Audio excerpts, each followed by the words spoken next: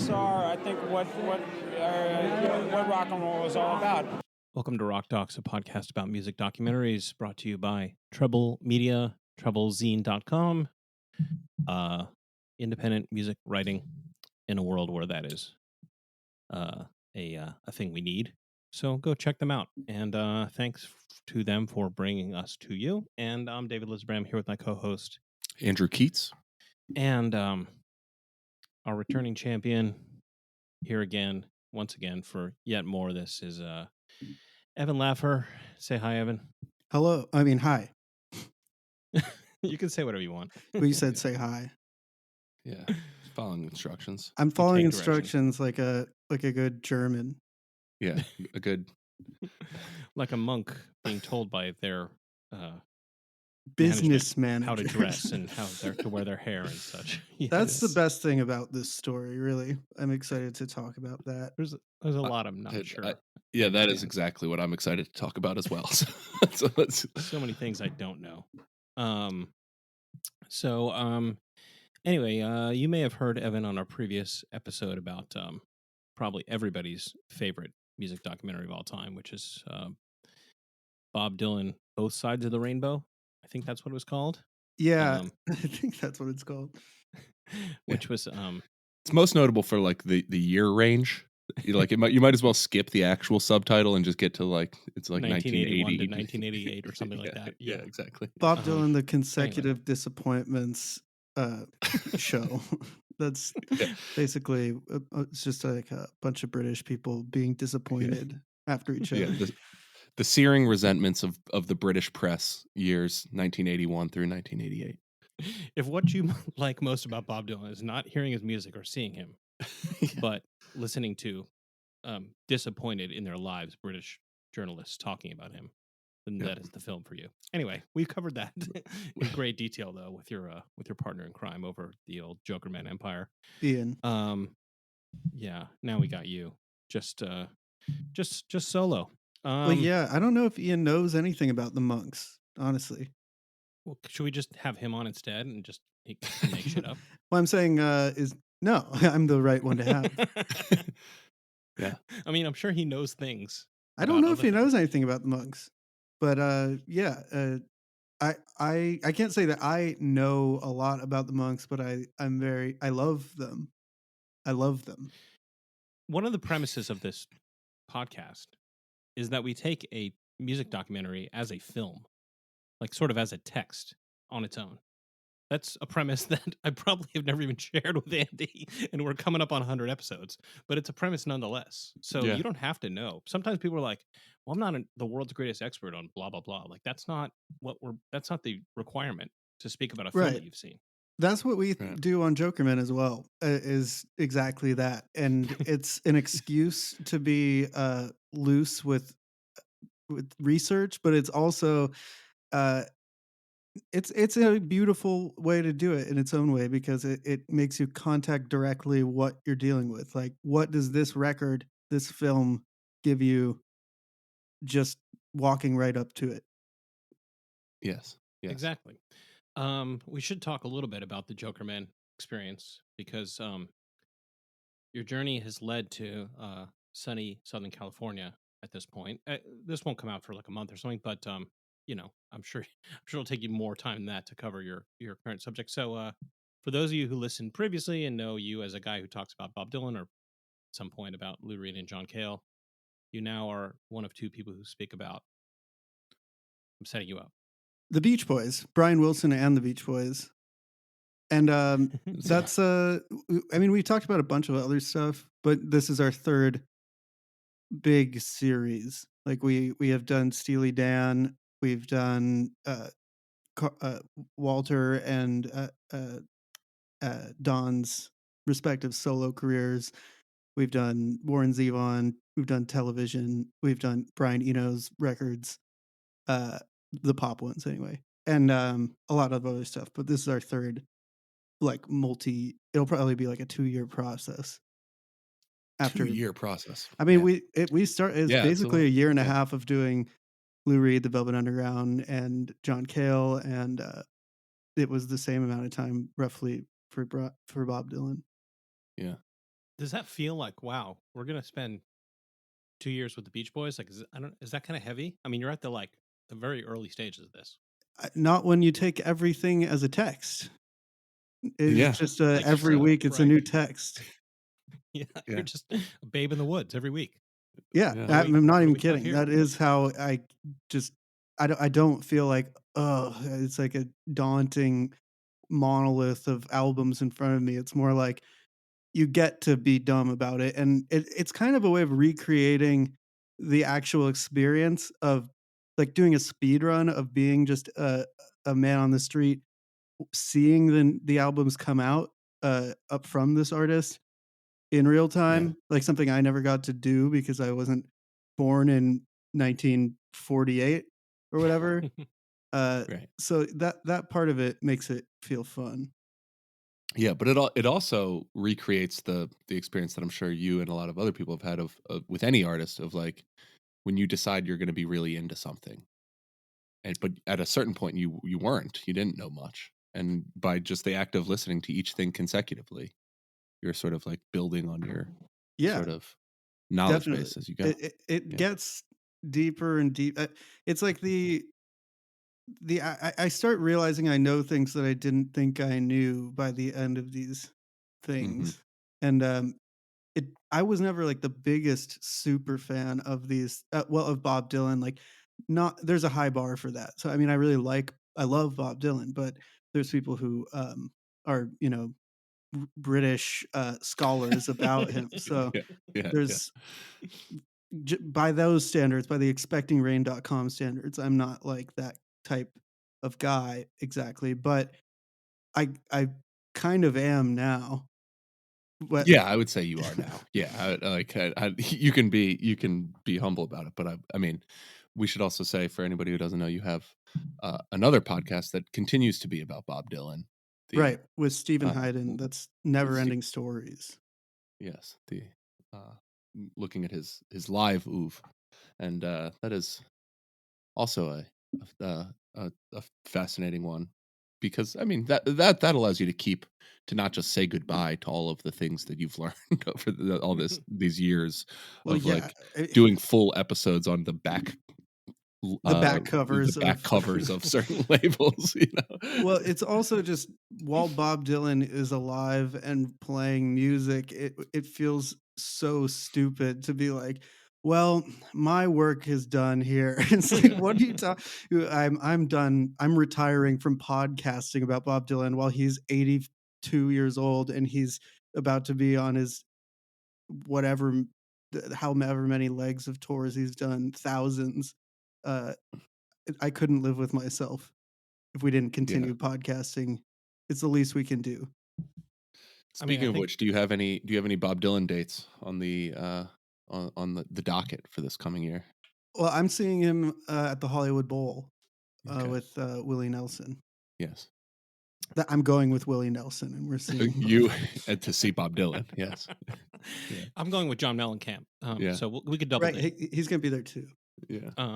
Yeah, we're Group- going to group the chat.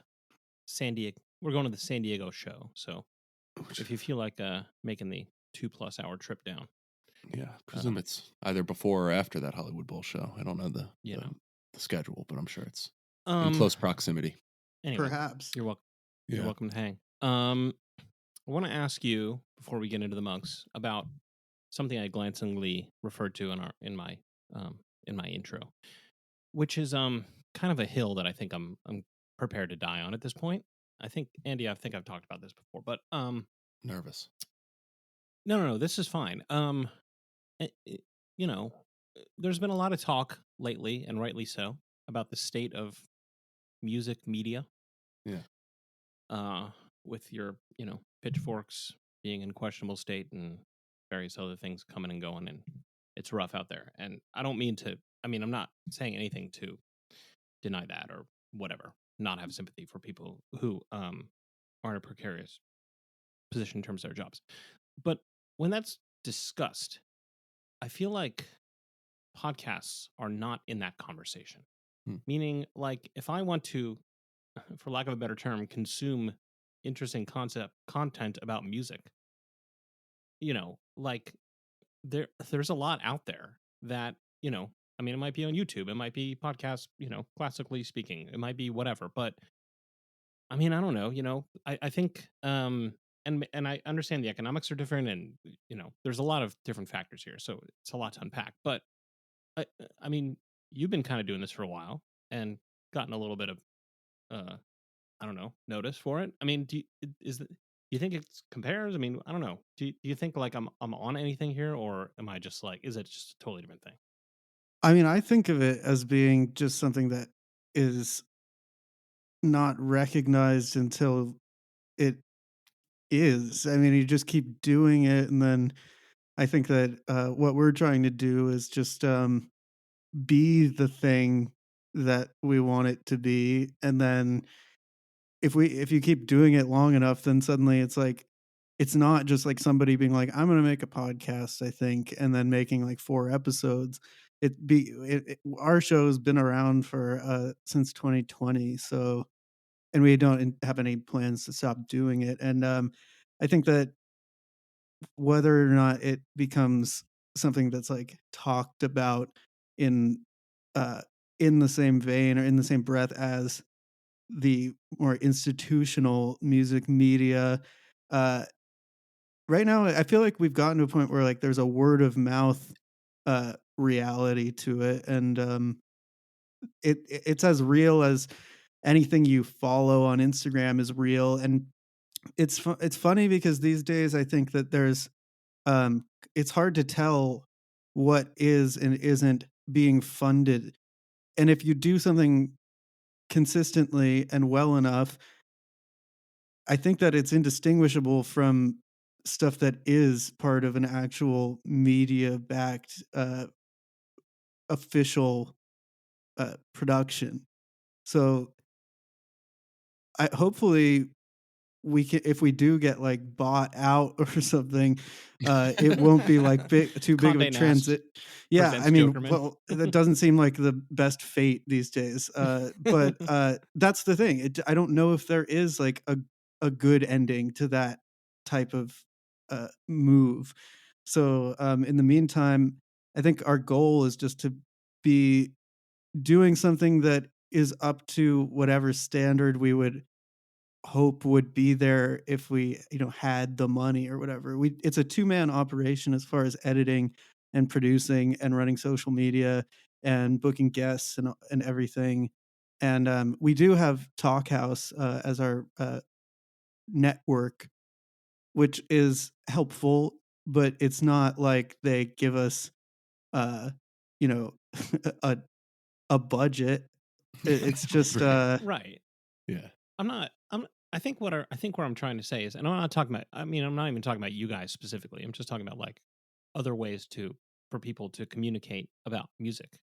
Then, you know, there was magazines, and then there was, there was a newspaper, and then there were online publications, and that was disrupting the newspaper and magazines. And now, and again, I'm not trying to use like businessy terms or whatever. But I mean, I guess like for better or worse, like Lester Bangs would have had a podcast, right? I mean, yeah, if it's certainly. just like, Everything I said that about Jokerman stuff like that, I feel like what I just said applies to basically anybody who's trying to do it, and you guys included. And yeah, hypothetical Lester Bangs podcast too. It would be like that. well, when AI brings us the Lester Bangs podcast in like 6 months, we can all enjoy that. And Probably anyway, somebody already probably did that on Instagram sometime. probably okay. Well, let's Let's get introduce this into movie. yeah, This crazy one. Well nominally selected by Evan. here to talk about a movie. Yeah. So, did I even mention? So we're talking about Monks, Mm-mm. the Transatlantic Feedback. Yes. Monks, the Transatlantic Oh God, I can't even say that. I'm supposed to be a podcaster. Monks, the Transatlantic Feedback, which is from 2006, directed by Dietmar Post and Lucia Palacios. My apologies.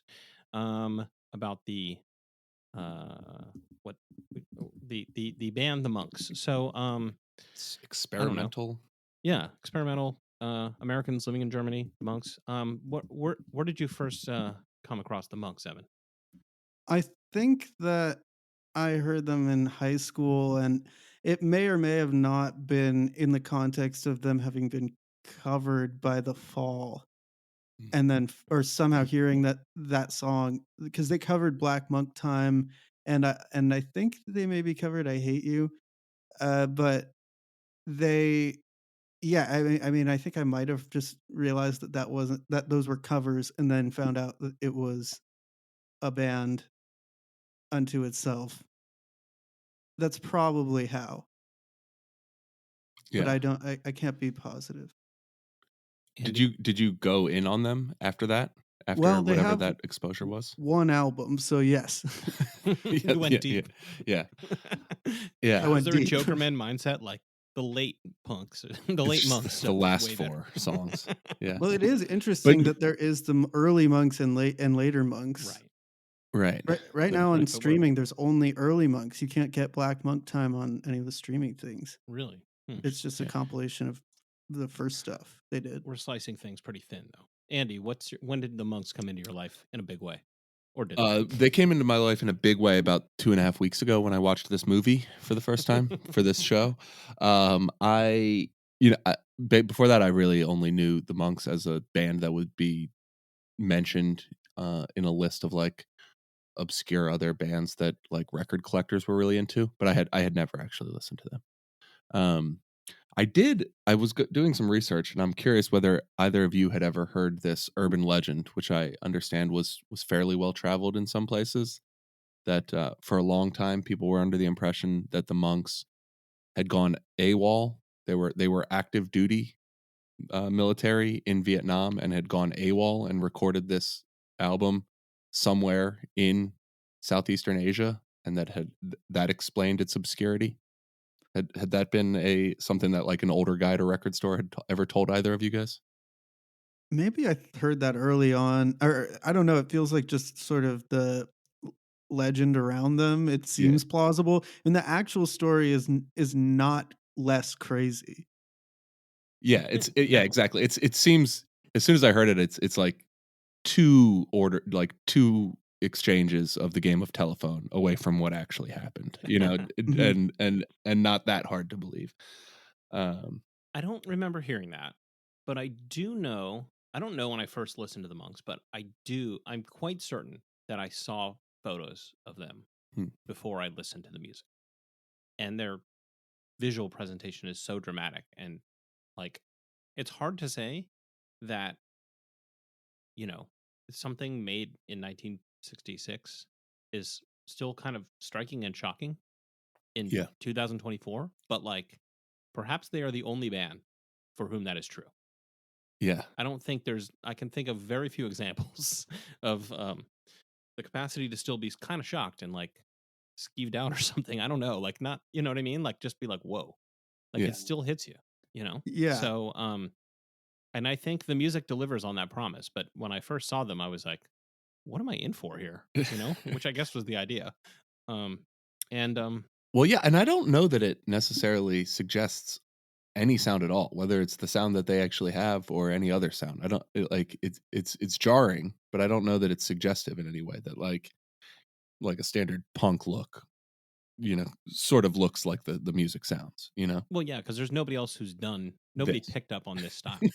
No, yeah, exactly. It did not create a style. Yeah, Yeah, maybe someday. sure. Maybe that'll Sure. be the next thing.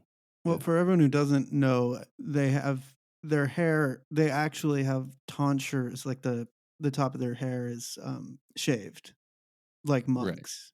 Like Friar Tuck. Yeah, Yeah. and they have like a Famously Friar little. Tuck.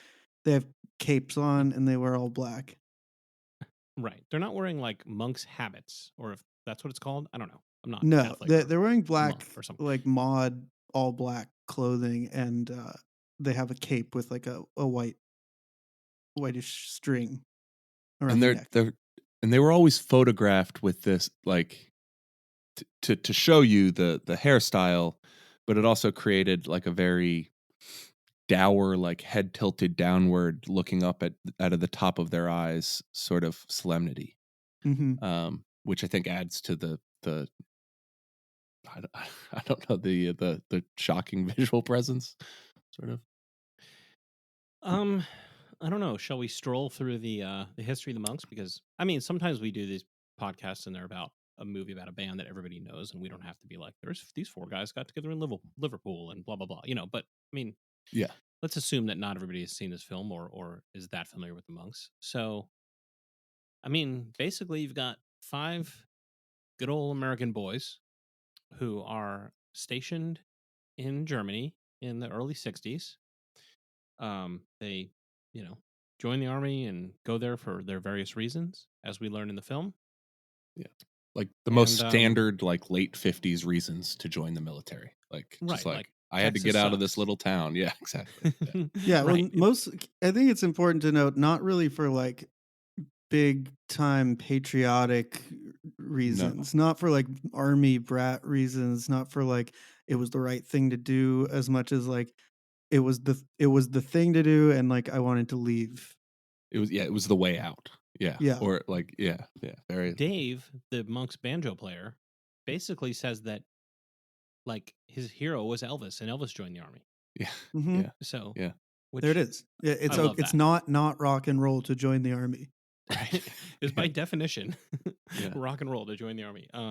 So yeah, so short story is they're stationed in Germany. They, slowly put a band together. Like it's not really explained in the movie like how, their musical backgrounds, but they start, 2 of them and then one after the other they put a band together, and they're kind of a somewhat, I mean, not that they weren't good, but a fairly standard um you know, band around the time of the Beatles. They're called the Torquays. The Torquays. And we can get into the details of the characters, but just to kind of like Was set the scene here. initially, I believe the Rhythm Riders was Okay. their first attempt before they recorded as the Torquays.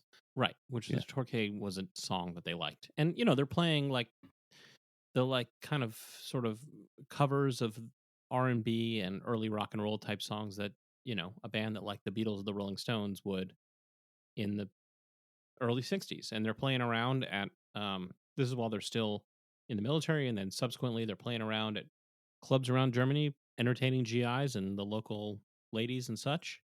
Yeah. And then things take quite a turn. Yeah. And I don't know, Evan, why don't you take us from there?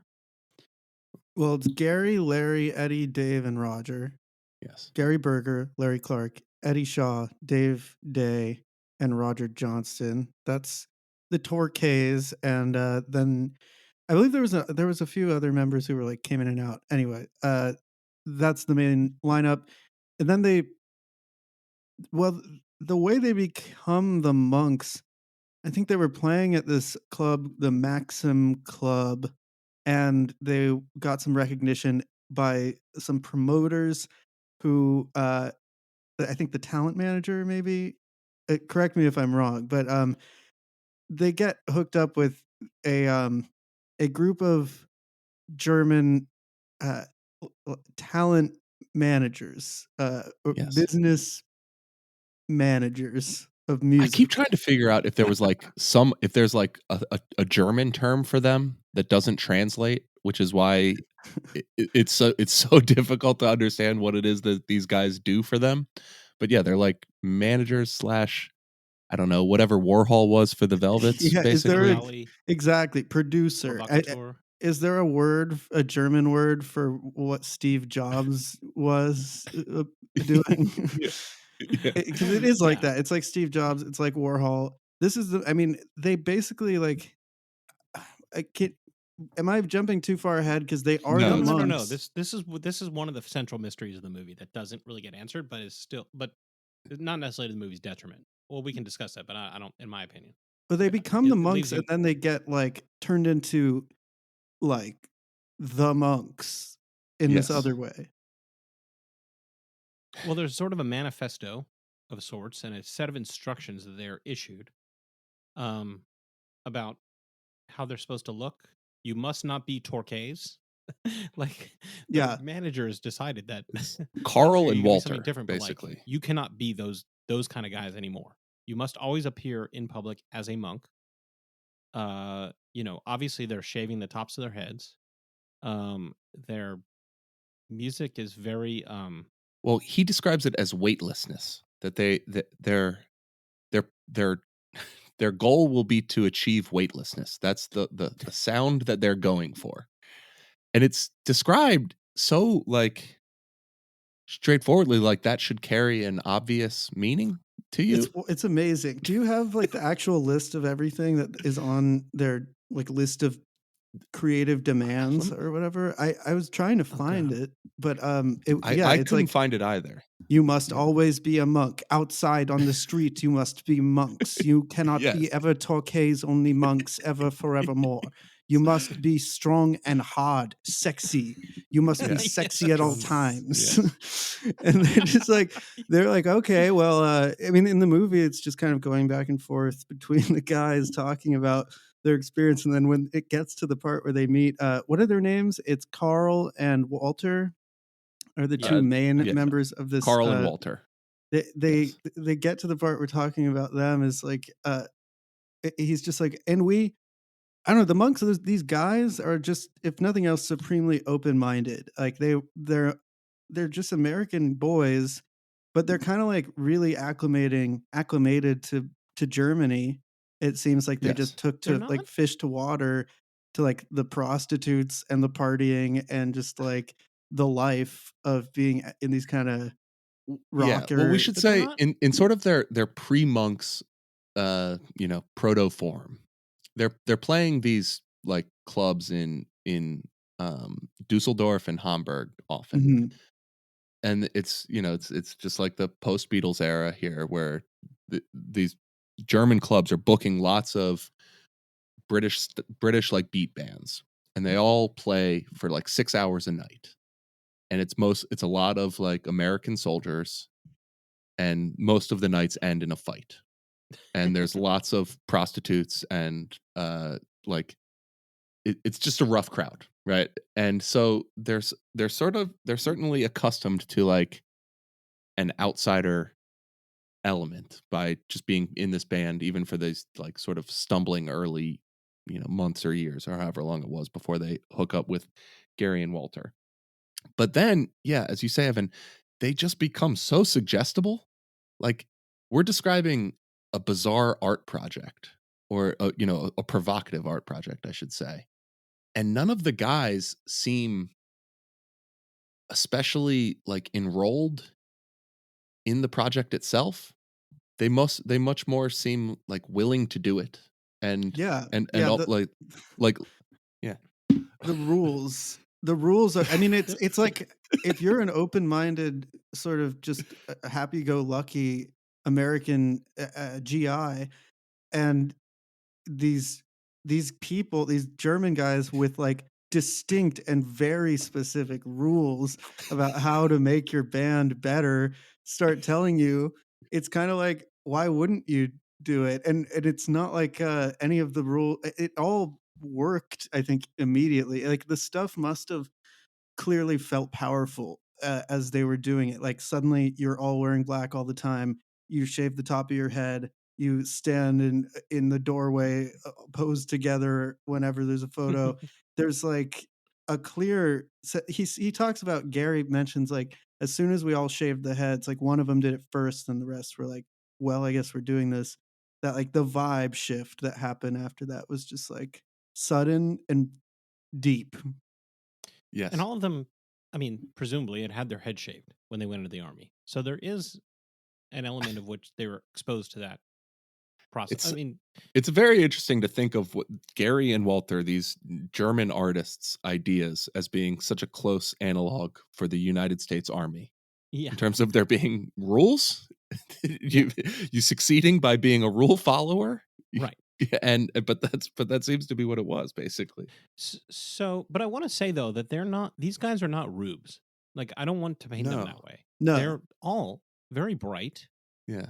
Many of them went on to, a couple of them went on to, get like higher education or whatever. And regardless of what they did in their life, that's not the defining, question. But, they're, in the movie, all 5 of the core monks are interviewed extensively, and, they were all surviving at the time of the movie. And, they're not like, they weren't duped into this. They're not You know what I mean? They're not just like some boy band that was manipulated. You know what I mean? They had life experience, and so and the only thing I was thinking, like, how did this happen? Is like, I mean, first of all, when the Beatles appeared, to a lot of people that was kind of a shocking, weird thing. Where like these guys are wearing the same suits, they have this unusual hair, and Yeah. they've got this thing that didn't exist before. And even prior to the Beatles, like Johnny Kidd and the Pirates was a popular band, and they all dress like pirates. And okay, it's not as maybe as extreme as the Monks, but it's in that lineage. And the It's Beach Boys were all wearing the striped shirts. There sure, was like this uniformity that was kind of part of the package deal. right. Yeah. So the idea of like a band where like, well, what's our shtick going to be? Mhm. Not that I'm just reducing them to what they did to shtick, but like that they may have taken it farther than others. Yeah. But it's not totally out of context, like, as if you're forming a band today, some people you met on Craigslist and like, hey, let's all shave our heads and be, you know what I mean? Like, I don't know. It's a different No, but kind of there's a formula. There's an expectation of a kind of formula for doing it right that I think that the guys were just sort of open to. And the fact is, though, that it's not just like Carl and Walter, the guys who were telling them what to do. I believe, I really believe they were total visionaries, and Yes. that like it was the reason, like you said, that they're not just a bunch of rubes going along with whatever.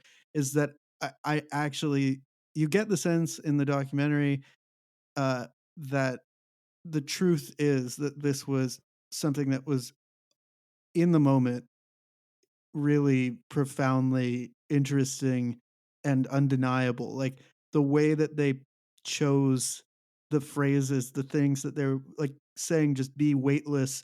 That it always has to be hard. It all like they're basically inventing post punk before a decade before punk ever existed, and then Yeah. they're being like, pre-punk, also pre-post-punk. you also play banjo now. Right, Yeah. exactly. Yeah. And yeah, I mean, let's talk about the music a little bit. I mean, they it's guitar, bass, drums, and a kind of like, you know, kind of a cheesy organ sound. And then Dave playing banjo. He's strumming aggressively on the top two strings of the banjo. It's a percussion instrument, and that's Mhm. not like that unusual for the banjo. Like I think when we think of the banjo now, we're thinking of like dueling banjos or or that kind of thing, or bluegrass, whatever.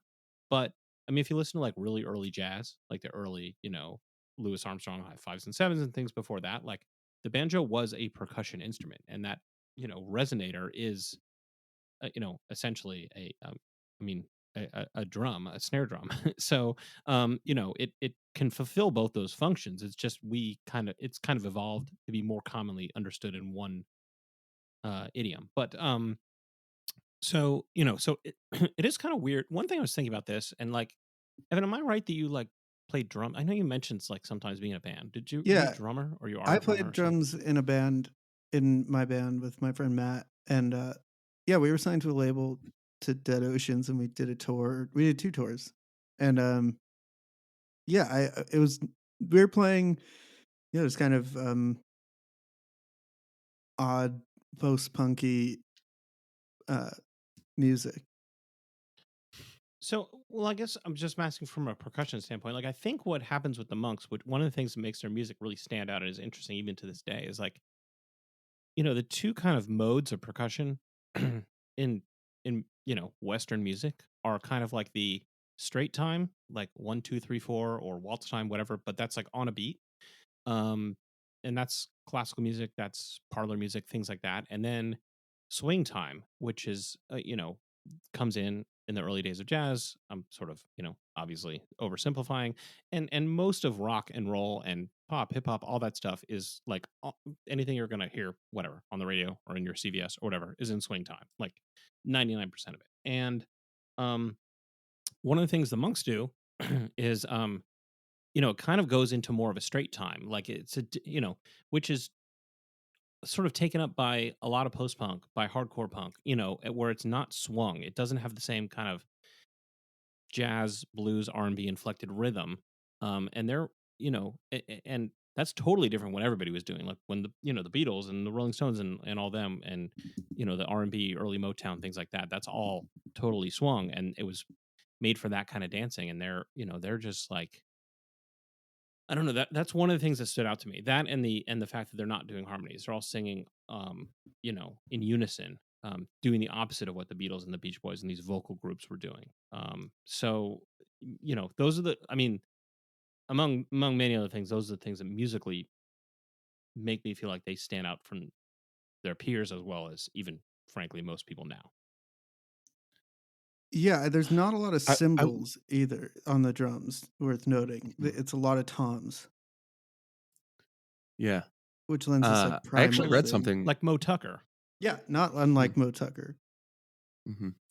Well, and a lot of distortion. The distortion is really, really high, which I guess that's what, like, that screaming um, organ sound was Mhm. basically used to stand out over the distortion that otherwise you wouldn't hear it unless they and then so it comes in like that distortion, or excuse me, the organ does make it sound a little bit like some of like San Francisco psychedelic stuff from just like a little bit after this. Um, and then like there's a little bit of the guitar that sounds surf rocky to me.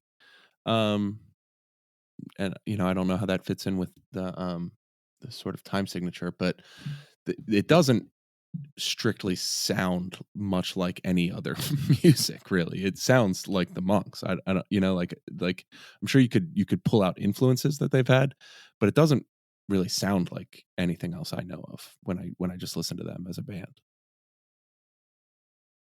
No, no, it Yeah. doesn't. Yeah.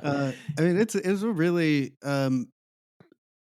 the level of intensity that they are able to generate is doubled up by the fact that it isn't really a recognizable type of intensity. It's like you're getting hit full force with something that not only have you never heard before, but you never will again, and no one else does it. So anybody who was, I guess, unfortunate enough to be of delicate sensibility and then like walk into a club that they were playing.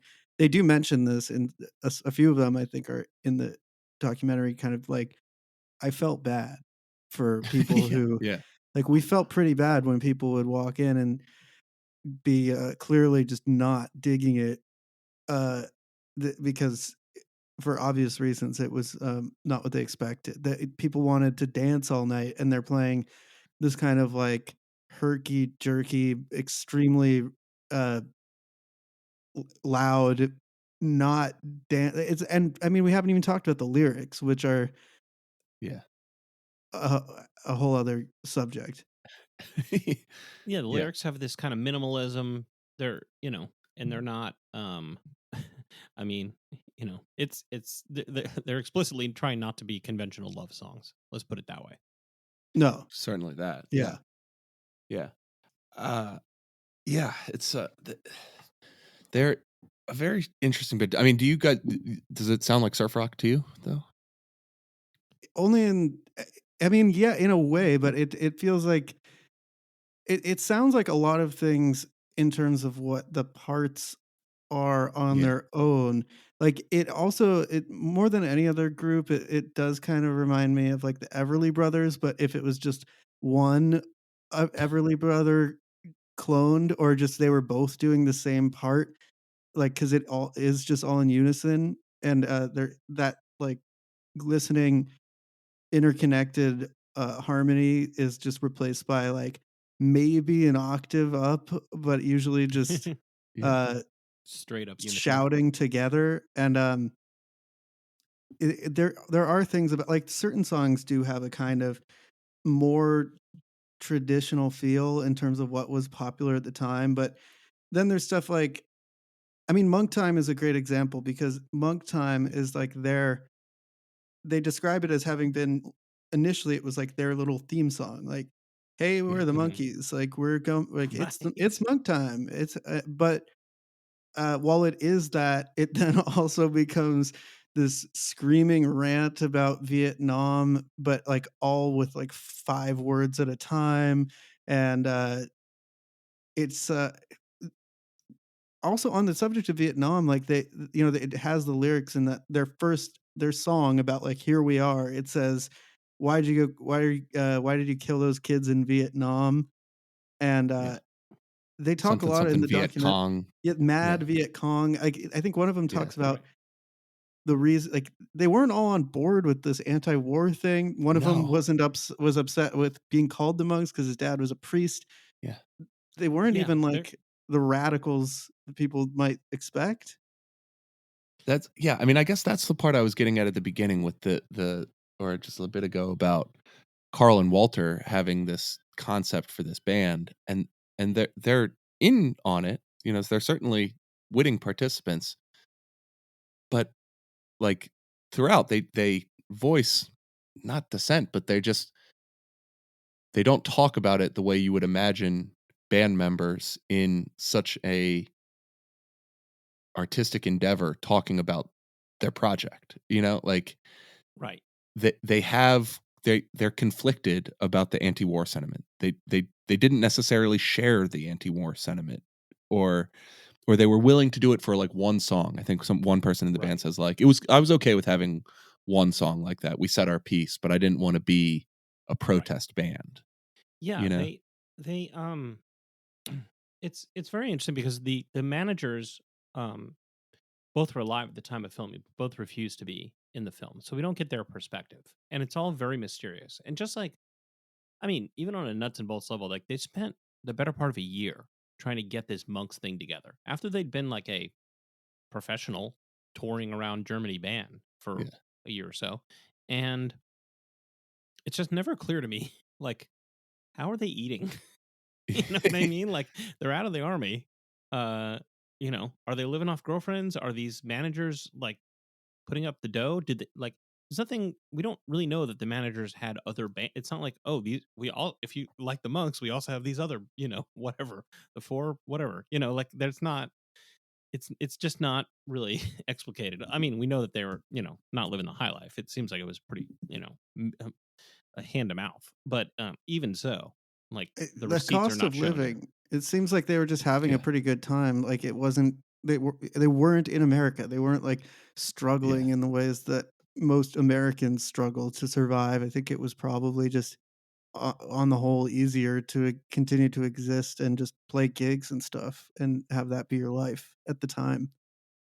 Yeah, yeah, that was the sense I got, and they all like, you know, they've left the army at this point. If they wanted to go be a band in the U.S., you know, that theoretically nothing was stopping them. They preferred to stay here. They just liked life in Germany.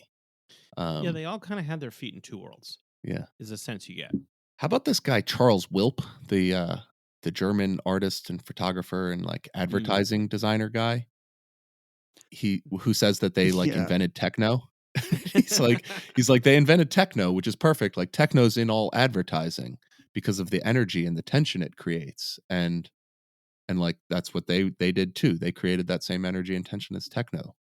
Um and he says like obviously the reason they dressed as monks was to be blasphemous. The whole point was to be blasphemous. And then there's like a band member who's like, "Yeah, I was really uncomfortable with that whole thing. I was a preacher's son."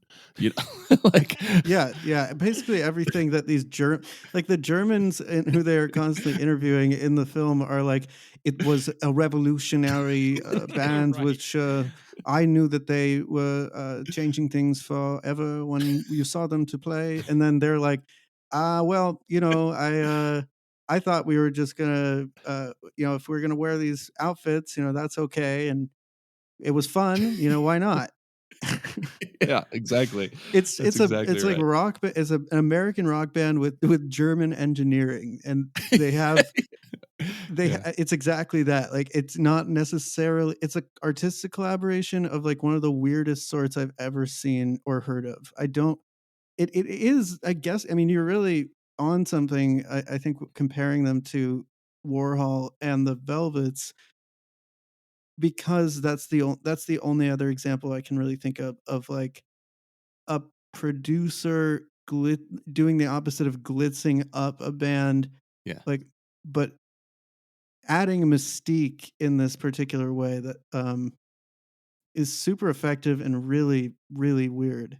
I do Yes. want to kind of, and we talked about this, in the context of watching like a ridiculously large number of these music documentaries for whatever reason we're doing this. But music managers, especially from bands of the or artists of the 50s, 60s, 70s, like are such an important part of the story. And like the idea that like, well, we were just a band and then we hooked up with this manager and they helped us kind of get it together in whatever capacity. It Yeah. could be a Brian Epstein, it could be Malcolm McLaren, or who's the guy with Joe Strummer? I'm trying to remember his name. We just spoke about him. Uh, that obviously musicians have managers, Yeah. and you know, uh, uh, Peter Shapiro aside, Andy's buddy, um, for the most part, like what you don't, I mean, you get these kind of industry plant things, but like the idea of saying like, well, I'm going to find a band of like 20-year-olds rehearsing in some garage somewhere in 2024 in Los Angeles, and I'm going to um like get get them together and give them a concept and a look and a whatever, and it's just and that's going to be a commercial thing to do. You know what I mean? This is a path to profit. Yeah, I mean, the I the guess maybe it typical exists, but the it doesn't. typical way is that the musicians have an artistic vision and the manager provides them a business path Yeah, the Albert Grossman. for this is the musicians know how to play their instruments and they were introduced to somebody who had an artistic vision. Right, that's like a Malcolm And then McLaren. That's what I'm saying. yeah, right. It's totally different. It's totally different. I mean, I guess you mentioned Bernie Rhodes with Strummer is like some sort of He got the Clash together. Yeah, no, I some mean, sort of you just don't. middle point, I guess. I don't You know. don't. I mean, I guess bands aren't a thing as much anymore. Like Yeah. in the commercial, like now you would have people do this with like a K-pop group. I guess is what it is, right? It's just the same. Is it? Like. Well, I don't know. I But think it's that not what like the an industry difference I'm is, plant. trying to find my way through this dark wood. you could think but- of industry plant as sort of the analog, but I think that at this point, it's like the point at which the monks came about, and the fact that they're with these particular German visionary, Yeah. really visionary, creative people within that milieu were there's like a higher ceiling of like what can be done. It was felt more wide open about like what would become popular, and they were right in a way that Right. they. I mean, because we're talking about them now, and because of the influence they had, and they were so good at coming up with the like metaphysical path to create actually what was probably at the time the greatest band on earth, but they used all their juice on that, and I don't think they knew how to market it beyond Sure. Hamburg or whatever. Yeah. Right. Yeah.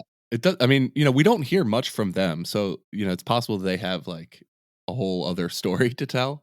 But like, yeah, there's no discussion of like the business plan here. What we have from these guys is like the artistic vision that they had, and then like I think that's basically all they had, really. It's a fascinating dynamic between the two of them. I also love that when they come back, I think that's Gary who says this when he came back to the US. It's like right in the middle of the peace, love, late 60s, early 70s stuff. And he like felt too conservative and old for it. He's just like, what is all this? Like, let's get high and have sex shit. This is so weird. But like, he also recognizes that his music was way ahead of what they were doing.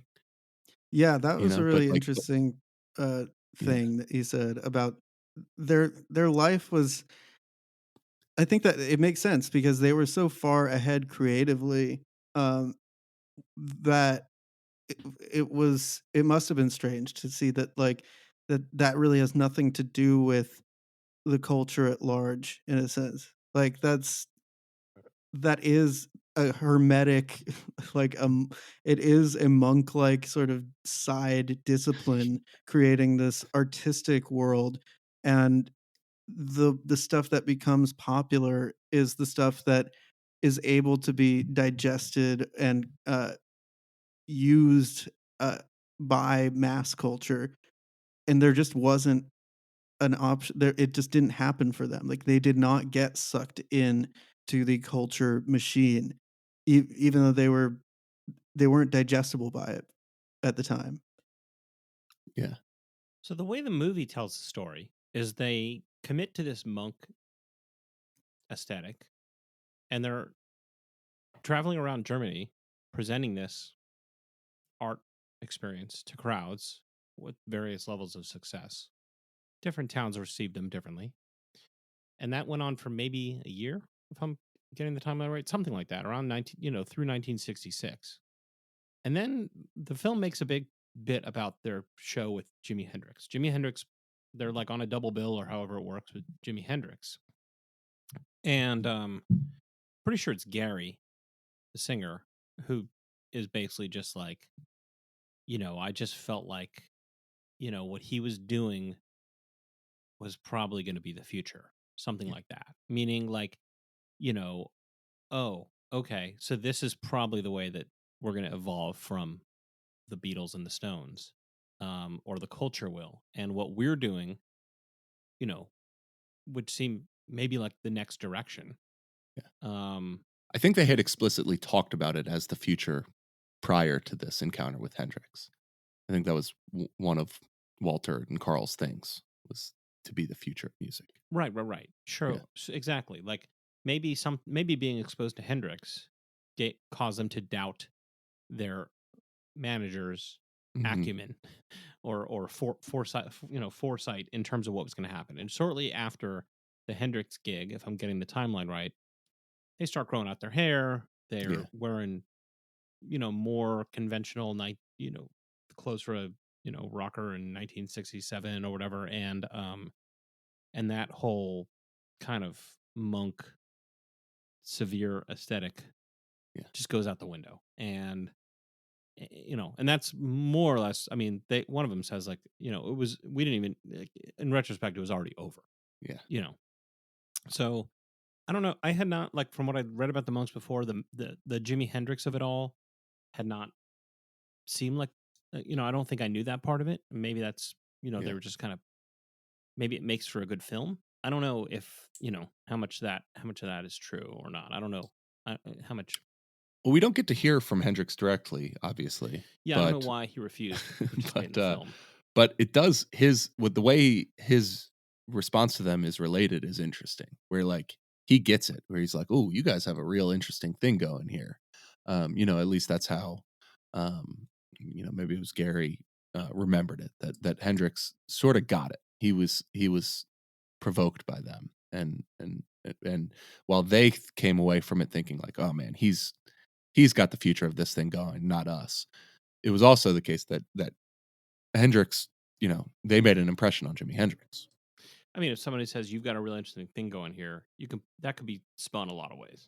Sure. I don't, he doesn't seem to think that it meant, what the fuck are you guys doing? He doesn't tell the story that way.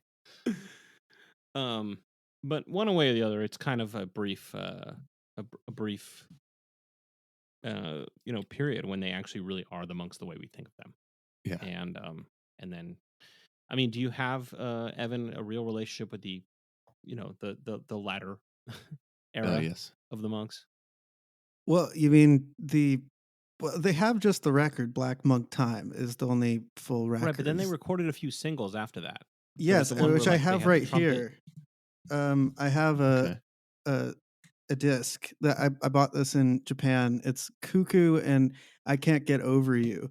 And these ones are like kind of more they're not my favorite. I mean, they don't really have like the outrageous banging, clanging quality, but they are like kind of annoying. And they're very, they're still very good. Mhm.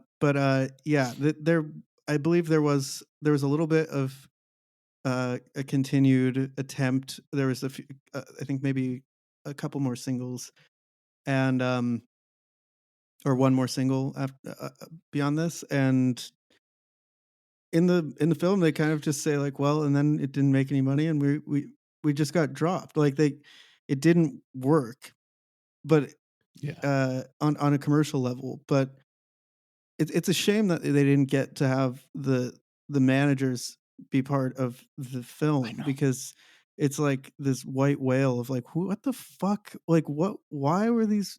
How did I they? know.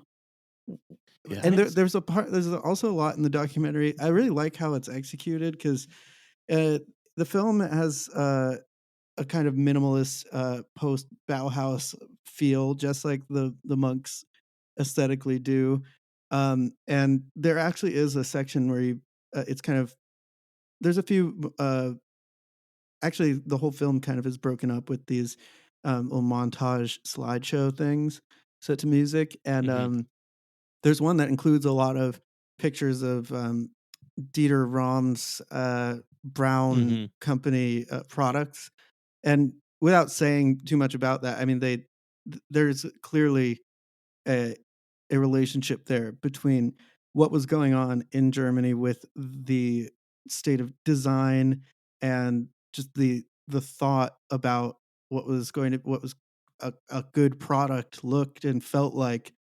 And it's this odd one-off example of those type of thinkers, people who are obviously influenced by that style and that design, being tasked with managing an American rock band. And the results are, it that's just such a weird thing to have happen. I just, it's uh it's a tragedy that there wasn't a second group of more influential German crazy billionaire people to be like, this was a great idea also, and we need to show the world. Yeah, Andy, we kind of slipped past this when you mentioned it, but what was the name of the German designer, the filmmaker who spoke? I can't remember his name right now. Like Charles Wilt, I think. Right. So Yeah. the movie takes its time to show us some clips from uh, soda commercials that he'd made. He was a commercial director, and so Africola. Africola. I Africola, was and Yeah. they're not like your wholesome American soda commercials. Let me tell you, look it up on No. the old YouTube, folks. It's pretty spicy. First of all, Donna Summer, yes. the famous disco singer, appeared in one of them, and she's in the film. Did she? Yeah. Did she? Yeah, oh Yeah. yeah, and there's yeah, they're very free with their bodies in Europe, and apparently that soda ads are not an exception to that. So yeah, that's I guess that's all just contextualizing. Like, okay, yeah, this seems like a completely insane art project, and yet like this was going on regular TV during time they're showing kids soda commercials. So it wasn't that weird at the time, I guess. Maybe that But was the point of that piece. there was a lot of discussion in the film of the sort of split relationship that the audiences in Germany had to them. Like in Hamburg and I think some of the surrounding cities and areas, there was much more tolerance of the monks, and elsewhere in Germany, they were pretty much despised. Uh, Yeah. they said Yeah. the Hamburg audiences were like, it was a bunch of freaks, and they were like, when they covered "I Want to Hold Your Hand," and the crowd who were familiar with the song was ready to be shouting along with it, saying "I want to fuck your hand." So Yes. that's like the Yes. type of crowd that accepted them, but clearly Right. that's not representative of all of uh, Well, Germany. they said that some towns were more religious, and so you can see how the whole shtick might have rubbed them the wrong way. But so Yeah. yeah, so basically, as I understand, and as the film says, they made their run in Germany, and then I guess what their managers decided to do was to have them go on apparently like a long 6-month tour of Southeast Asia, They were going to go to Vietnam, Asia. Yeah. and And it was Asia all in going to be general. paid for. There was going to be a lot of money for this thing. There was money for this somehow, and then then that was going to get them to America. I don't understand the math of that, but Mm. okay, sure. Somehow the quickest route from Germany to New York is in 1967 through Vietnam. I'm not okay. Like you have to play Vientiane if you're Right. It's going just to get to New York City. yeah, that's the path. Yeah. But Roger Johnson, the drummer, Yeah. I guess, and I'd read this that he was spooked by this whole concept and the whole thing, and basically he just like sent him a letter basically saying I'm out, I'm in Texas, Yeah. and just bounced. and that was it. Was And was it Roger who he was like he was okay playing the protest song in Germany, but not in Vietnam? might have been. And I don't even know if they said they were going to go to Vietnam necessarily, but like in Southeast Asia. Yeah. So, and then there's no real discussion of like, well, we could just get another drummer. Yeah, It's just just sort of fell apart. Yeah, yeah, it was just like, all right, that's it. yeah, And then yeah, and they all just picked up and went back to America, and sort of like like soldiers returning from a war. They sort of just didn't even talk about this whole thing to most people. It seems like it just wasn't a top. They weren't like, hey, the first thing they would bring up wasn't like, hey, I was in this crazy rock and roll band in Germany after yeah. after my service. Like it just they all kind of put it aside as some youthful wild thing that happened. Yeah, like you would do a college band or something. Yeah. Which I guess makes sense in a way. Yeah, but so the movie, tells us at the end, after the movie is over, we find out that Carl and Walter are alive. Mm-hmm. They've just chosen not to be part of this movie because they believe that a manager's place is in the background. I think that was Carl. Well, one of them said that. The other said, no, nothing. Just the But other I was loved. they I thought loved to be dead, and then they found him. Yeah, that's what it was. But then he wouldn't be in the movie. I smiled really big when it said the manager's place is in the background. It's like the best excuse possible to not be in a little small time documentary about something you did 40 years ago. Yeah, it's true. But it also adds to because the whole movie, I'm just like they're dressed like monks and they're singing a protest song, and to hear them tell it, they are not countercultural or subversive people.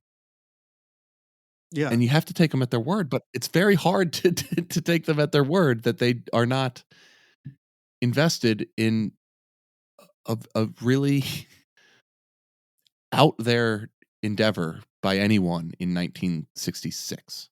This is not a common thing to have been doing in 1966. It's not a common thing to have been doing in 2006. And they're just like, yeah, no, it wasn't really our, we were part of it, but it wasn't really our thing. They also do this other thing. Once they start calling themselves the monks, I don't know if you know, guys, either picked up on this, but all of their stories suddenly about the monks become told in the third person. I don't think I noticed. They like, so I would say they did this. Like Larry says at one point, he's like, yeah, that type of stuff would really discourage the monks. It's like, you mean us? Like it would discourage you? Like I like that. Using it as a trademark. Well, it's like a team. It's like a team name. I feel like that is because of the way that they operated was less like a group of musicians and more like, a team or a battalion of soldiers. It's like that is, you wouldn't say, I guess, I don't know. I mean, in sports, it makes sense when it's kind of right. It's like the National Football League. Yeah, they all say it is like. Oh yeah, that is the way they do it. Yeah, the National Football League, or like, our league, they say. Right, exactly. They're there's no I in team. This there's a thing little bit of of ours. Yeah, this thing of ours. Yes, exactly. So, what do you guys think about the last act of the film? With the heartwarming reunion of sorts. The moment where they get to play in the U.S. in New York to. They go to other music. It shows that they're at Other Music, R.I.P., the late great record store in New York, and there's a bunch of people like us there getting their stuff autographed, and it's a very podcasters sweet of America. Yeah, it's a very it's sweet and nice, and then they do show footage from the concert, and I think they do a pretty great job. I mean, if I were there, I would be absolutely stoked. There's no question. I mean, it's like, it's sort of like the end of like a band called Death, where like, it's maybe not as triumphant. It's not quite as like, here's our big rediscovery, because it's still a pretty small show, and that it doesn't like turn into them becoming like a small font band on festival lineups in for a few years there. But it is cool, and that like I like that footage a lot, and it does give shape to the movie. Yeah, one thing the movie does is like the only people interviewed on camera, like in terms of a conventional interview format, are the five monks. There's no other people interviewed. Obviously, the managers refused, but you don't have like Henry Rollins talking about the monks or something like that. But then when you get this reunion show, you do get interviews with the people who were there. So you get Yeah. Genesis Porridge Making his and- second appearance on Rock Docs. yes, Yeah. and John Spencer of John Spencer Blues. But what do you guys what's you guys' relationship with John Spencer Blues Explosion? Nothing. But Nothing. Genesis Porridge I love. And I love that what does he say about it's just like I came to pay my respects. You Yeah. gotta Yeah. like I just like I gotta of course I heard they were playing, so I had to come down. It's like that's exactly how I feel. When something like this happens, had I been there, I would have been like, well, this is exactly the type of thing that I should go to. That is for Right. Yeah. me. So I will go Yeah. to. I'll buy certain things. I mean, that's why I bought this. Like there's times when I'll just be like this. Not only do I need to just pay my respects, and it would be a shame if they had one less person there. It's like, who am I kidding? Like this is for me. So Right. Yeah. it's my duty. Andy, did you ever get down with John Spencer Blues Explosion? No, I think I do know only that you like them, though, Yes, right? I'm a big Yes. John Spencer Blues Yes. Explosion guy, and Yeah, I think he's due for rediscovery. And I think this is his first appearance in the Rock Dogs canon, if I'm not Okay. mistaken. So I'm just going to take that moment to say Yes. one of my people's an important figure in the history of underground weird rock music should get some love. So do a John Spencer rock doc, somebody. And, Okay. we'll cover it. He's still alive. He's still out there doing his thing. So, anyway, Well, yeah, they who have isn't this alive reunion. in the? Oh, go ahead. No, Well, go ahead. I was yeah, just gonna well, say, who in the band is still with us? Larry is Larry dead? Yes. No. As far Gary well, died in 2014. Wikipedia does Uh, not report the deaths of Larry or Eddie, the bass player. The other three are we know to have passed away. So they have this reunion show at this like garage rock kind of little festival. It goes over well. Like, even their body language, is a little awkward. Like they're not quite sure if after the show if they should hug or shake hands. There's a little bit of like There's kind of a sense of relief. The sense I got from them was relief. Like they were a little bit nervous, and they were like, "We got through it. We played a show." right. Roger, if I'm right, Roger shaved his head, but the others didn't. Yeah. Which it's kind of cute. But then subsequently after the movie, Dave does get down. Dave's doing the like he's still got his stage moves ready to go. Yeah. Yeah. Yeah. After the movie's narrative ends, they did go on to play some more as the monks, and not necessarily always with the original five. But looks like they played the original lineup played the last time at the Rock Around event in Las Vegas in 2004. I guess I missed that one because I could have been there. But yeah, they and then Gary kind of toured a little bit, playing like as a solo artist for a few years. Like they kind of they kind of kept it going in some way, shape, or form, and I'm kind of happy the movie doesn't take its time with that, because it's kind of like Yeah, they got together and played. That's the. Yeah, they're old guys. They had done something really cool, and why not enjoy it? As It's not easy music to like pick up and play again as a 70-year-old either. No. I mean, it's simple in a way.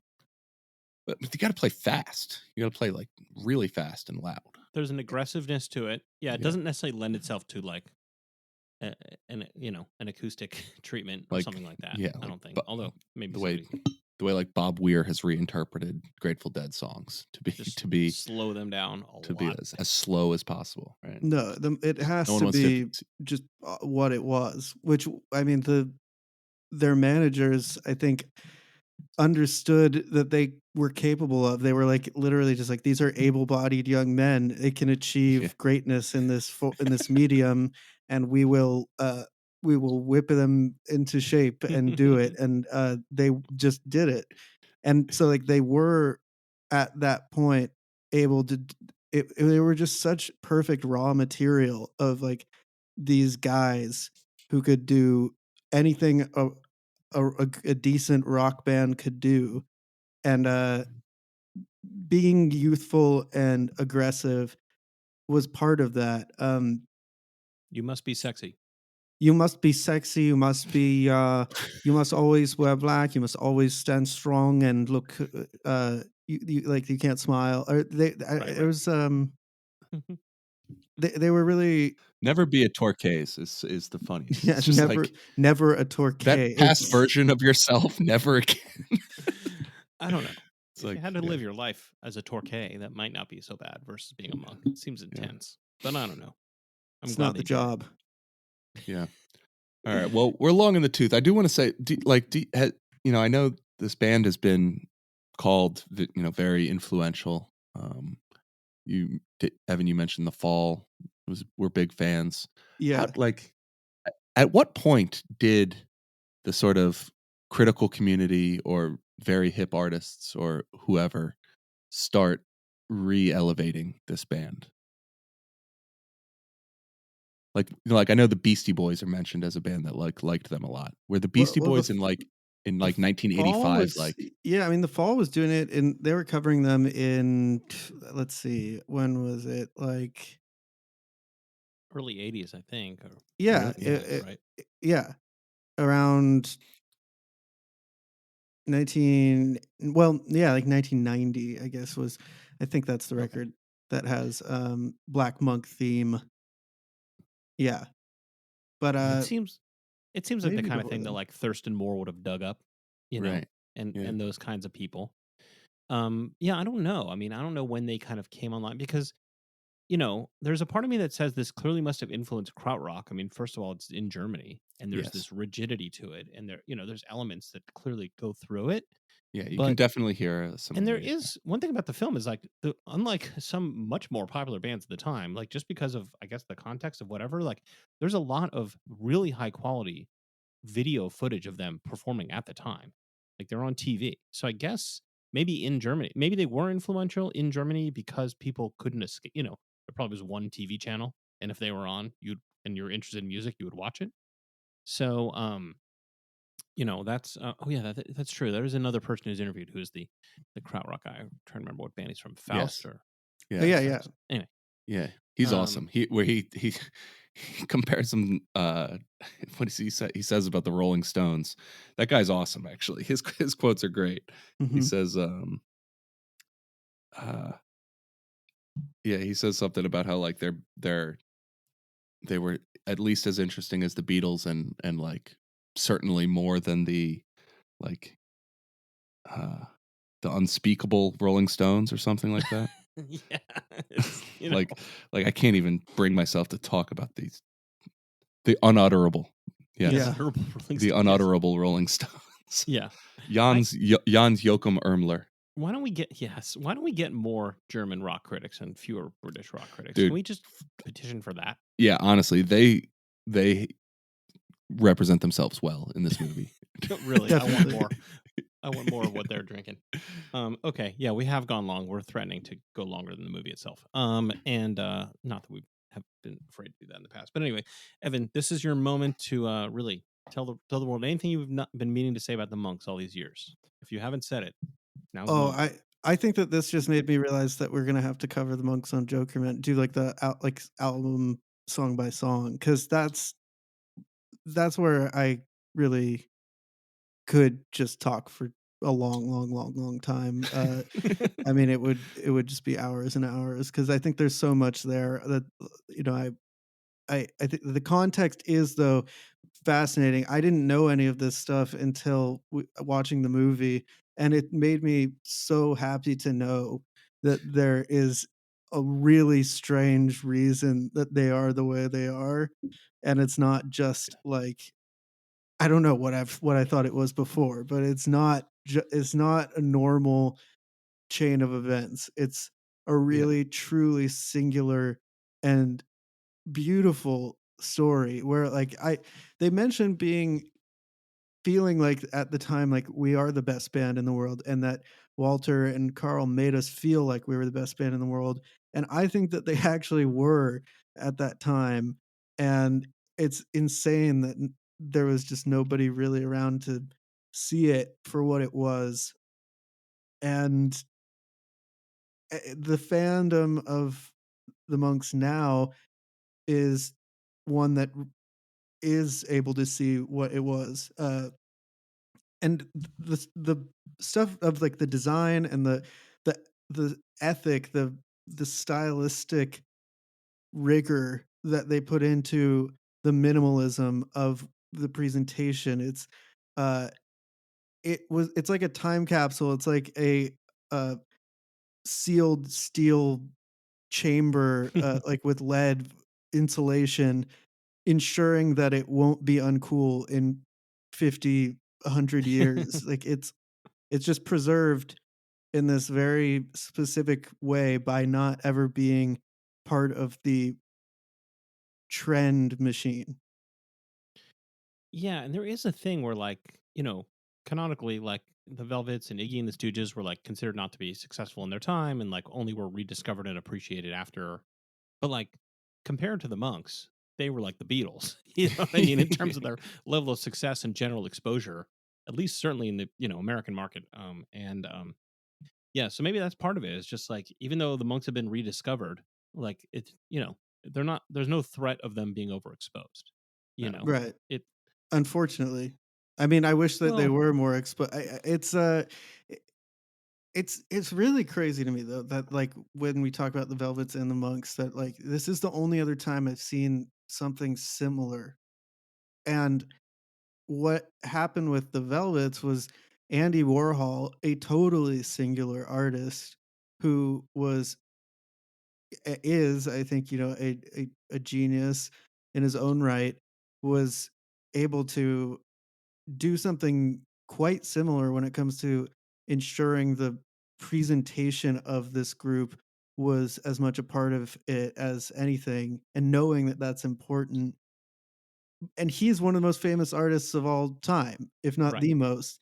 And there's more, but the core group of these German uh, businessmen who were clearly more than that. I'm just so I can't believe that like there's just in Germany around the same time something else happening that feels like it's like there's an idea that the time came and there was only room in the entire world for it to exist in America. Like at one chance, there was one spot for this thing, and it was the And Monks, barely that. but it didn't get to be in another way. Yeah, I mean, I feel like if I'm going to put this film on again, which I certainly will, but like doing a double feature of that and the Todd Haynes Velvet Underground documentary would be quite a night. Yeah, that would be really, really interesting. Rock Docs, we'll have to rent out a theater someday because that'll pack them in. All right, cool. Evan, thanks for doing this. Of course. I don't think we even need to discuss whether we recommend this movie. This movie just Yeah, pass. 100%. That's great. Yeah. On no reservations. It's on Amazon Prime. Stream, rent it, watch it. You'll like it, I think. Anyway, for those of you who maybe have not dipped into the whole Jokermen canon or felt intimidated, you can get on board right about now with the Beach Boys and just surf that wave, baby. That's All right. Is that part of your marketing? It's Marketing not beyond us. We say shit like that all the time. Anyway, we appreciate what you do, and we appreciate you coming on here, and we appreciate all you folks for listening to Rock Talks. Just really great, raw, pounding, driving music, but crazy. It doesn't make any sense, but it makes you smile and makes you want to move, and it's wonderful. It's a wonderful thing. If I talk about rock and roll, I think like the Monks are the perfect example. They're up there with like Little Richard. You know, just it's crazy, but that's what it is. They're the Monks. Die Monks, die waren, wie gesagt, eher einfach dieses blecherne oder das stählerne Geschnatter eines Herbert von Karajan. Germans are a lot more open to avant-garde, and the Monks were very avant-garde. The Monks were rock and rollers, so they couldn't be stern. So there's an interesting combination of stern avant-garde and wild rock and roll. There's a lot going on there. It's a lot deeper than I think they even know. It's very important music. It's just starting now to be realized as important music, not just something on a lark. What's your meaning, Larry? Ah, you think like I think. You're a monk. I'm a monk. We're all monks. Dave, Larry, Eddie, Roger, everybody, let's go. It's beat time. It's hop time. It's monk time now. Yeah, right. Ich war total weggehauen, das weiß ich noch. Das war so ein ähnliches Gefühl wie das erste Mal Eraserhead von David Lynch oder so. Also sowas runterreduziertes, stampfiges fand ich. Das hatte ich bei dem Film, genau das gleiche Gefühl hatte ich auch. Also so ähnlich hat das eingeschlagen, diese Platte. Den Reiz der Platte macht ganz stark für mich das hypnotische Element aus. Also dieses eben, was eben auch bei sowas wie Velvet Underground für mich ist, einfach so eine Art tranceartige, hypnotische, pulsierende Struktur. Dasselbe, was mir heute in Techno gefällt. Der Monks Sound ähnelt sehr stark meinem Soundempfinden überhaupt.